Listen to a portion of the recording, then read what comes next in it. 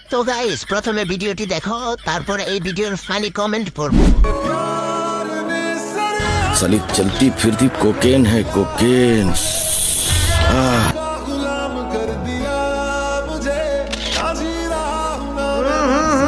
राजा जी तो चलिए शुरू करते हैं। লালপরি দেখতে গিয়ে নিজ দিয়ে সাদা পানি বের হয়ে গেল।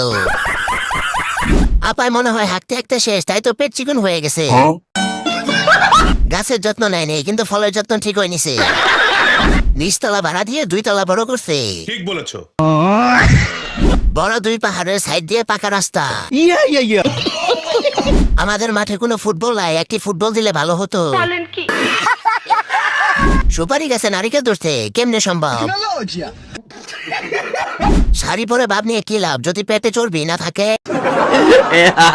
উপর 36, মাঝখানে 20, নিচে 40।